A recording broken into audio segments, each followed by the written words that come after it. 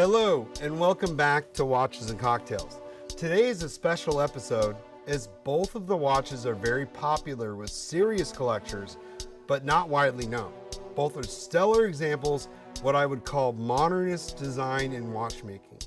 Minimal, striking, modern lines with a nod to historical modern design in both of these watches are for the collector who appreciates design. Ming and Neucarl are ideal timepieces for people who love high-end design. Moving on to our cocktail today, which, sorry guys, I'm drinking myself. Now, originating in Paris in the 1920s, the Brevillier is loosely translated means a man about town. This is an easy to make cocktail, has ensured over a 100-year history and is a classic. Very simple to make and very easy to remember. What you need is 1 1/4 ounce of bourbon, which we will add. This thing has a lovely measuring. So 1 1/4 ounce. And then 1 ounce of sweet vermouth. And then 1 ounce of Campari.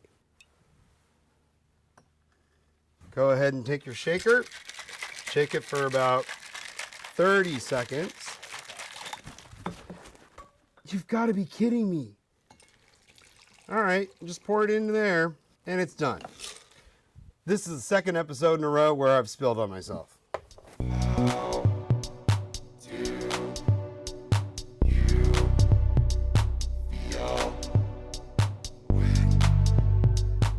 What I love about today is talking about these watches. They're not just great timepieces. They're examples where the minds behind the brands are passionate about modernism in design. Both are minimalistic, beautiful, and express the wearer as passionate about not just about watches.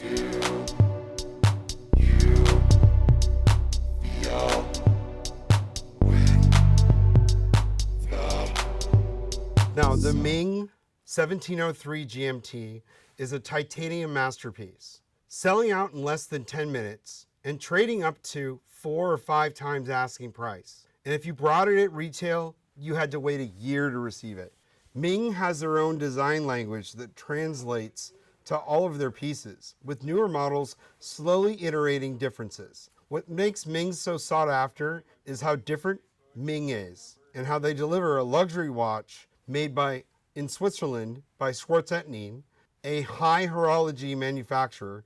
They deliver beauty and quality with their passionate delivery of modern minimalism. They have created, again, their own design language that passes through to each piece. A Ming watch carries a strong design ethos and brand. Ming has been written up as many of the best new things in watches over the last several years by every single credible publication in the watch world. Simply put, Ming watches are a piece of modern art for your wrists. Now, the Neucarl Sept Mai is compelling from a design perspective that their watches are being carried by the infamous Modern Design Museum in New York City, MoMA. The Sept Mai combines the designer's love of streamlined modern era and architecture, but also bringing the design full circle to the modern era. Its sweeping lugs look like air terminals from the 1960s, and its simplicity shows the founder's design prowess.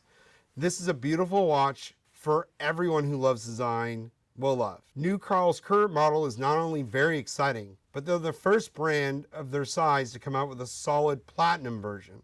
Their upcoming models are even more exciting and more groundbreaking. Moving on to the technical specs of the Ming. If you're lucky enough to buy the Ming at retail, the technical specs are fair for the price by far. The bezel is Type 2 titanium. Swapping straps. One of the most impressive parts of this watch is the titanium strap, which I didn't bring today. And it has 2 quick release buttons, so you can easily swap between the 2 provided leather straps. I like wearing it on the leather, so that's what I brought. The measurements are 38 millimeters in diameter, 43.9 millimeters lug to lug, 9.8 millimeters thickness, so it's dress watch size, and 20 millimeters lug width. You know, at first I felt like this watch was a bit small for my wrist, but I grew to love the size. Again, the material is Type 2 titanium. The bracelet, very comfortable bracelet with links that are much smaller than most watches, allowing you to get a perfect fit, and an extra bonus of easy to remove button spring bars. The clasp is a beautifully brushed butterfly clasp, beautifully executed. In this case, this is just a standard leather strap. Now the water resistance is 100 meters or 300 feet. It's a triple gasket system with nitrogen that is okay for swimming. The dial and hands, they're floating loomed indicators on a sapphire dial and fully loomed hands with C3 Supernova. Anti-reflective is, I guess, 5 layers underneath and 3 on top, mirroring most luxury watch brands with AR. The crown, it's a non-screw down crown, which is a miss for me, with winding first position, GMT handset second position, and time set third position. The movement is a Sellita SW330 top grade, modified and regulated by Schwarzschild and Yen. It's cost performant that is customized by Ming. The winding, it's hand wind and automatic, but I believe it's just actually hand wind only. It doesn't have a bidirectional rotor. It's 20 winds for 42 hours of power reserve. Moving on to the Neucarl semi tech specs. The dimensions, 40 millimeters diameter, 46 millimeters lug to lug, 20 millimeter lug width. The movement is a Sellita SW220, cost to performance, +4/+4. It's hand regulated. The material is steel, brushed and polished steel with a very nice look, and swapping straps. All straps are quick release, which makes changing the watch super easy. The straps, this one is actually made of Safano. No, I actually believe this is a different kind of leather, but they have a variety of different straps. The water resistance is 5 ATM on this, which is not good, so don't get it wet. Again, the winding is hand wound. The case back, it's got a sapphire case back showing some pretty good finishing.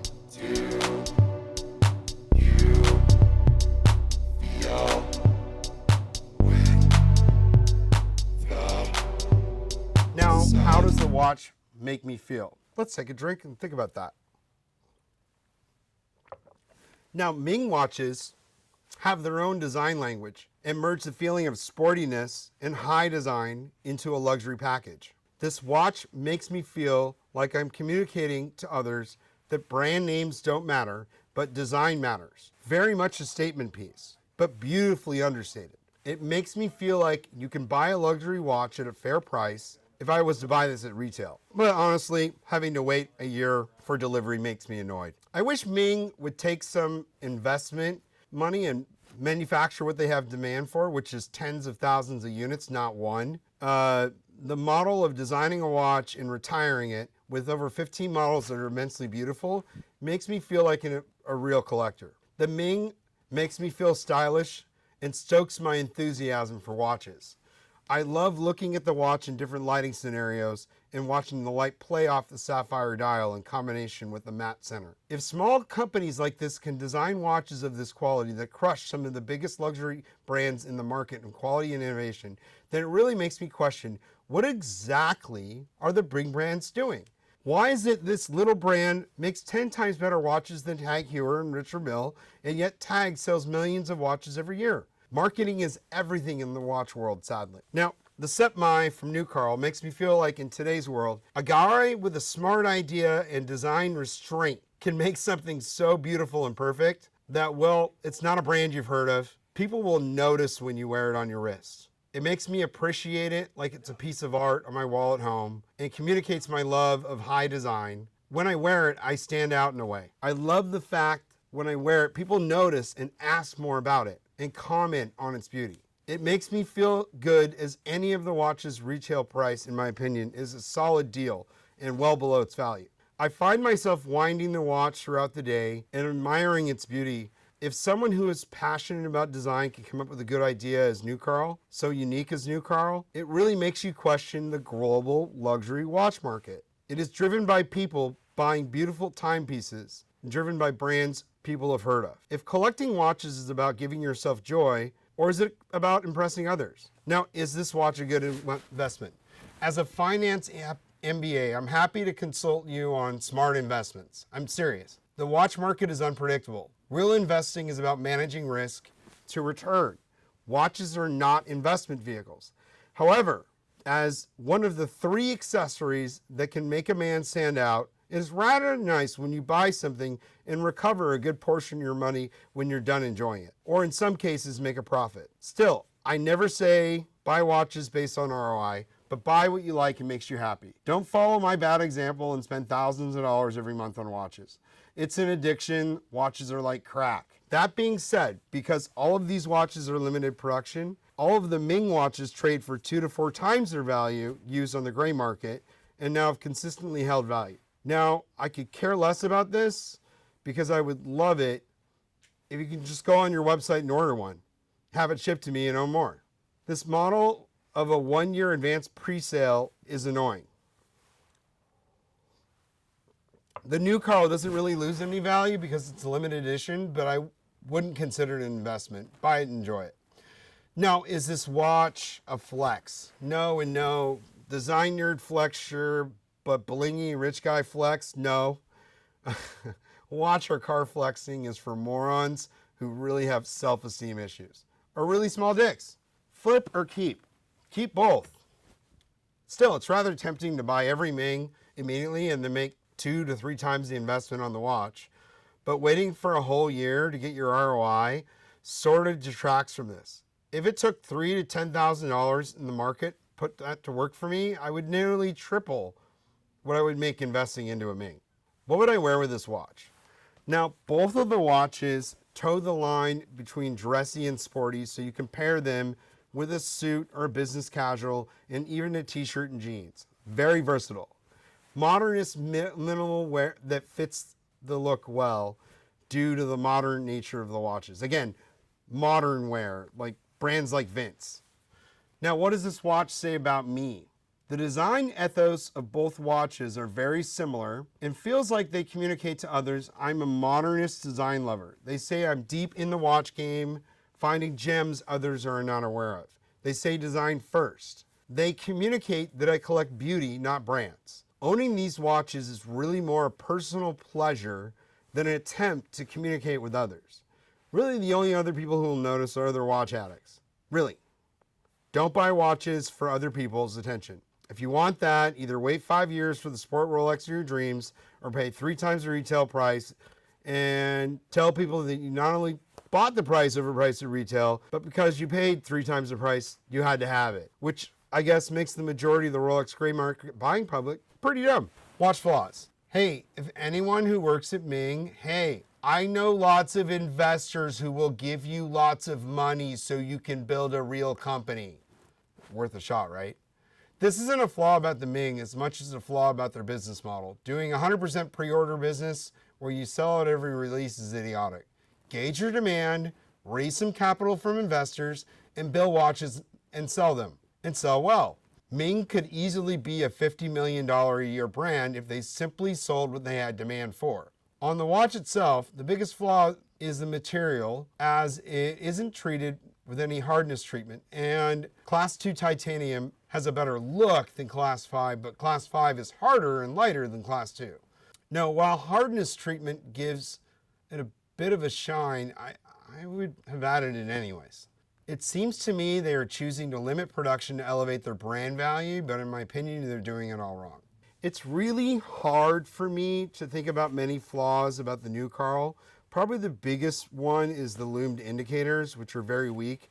It needs another 10 layers of super luminova at least. That and the initial unboxing I thought was underwhelming. The newer models with the new straps come with a lugs leather case that is more fitting. Other than that, I think I would have liked it a bit more if they spent more money on finishing the movement. Really minor things. Which is probably why I own all 6. Would I buy this Ming at retail price? Absolutely. Prepay for a year? No. Secondary market?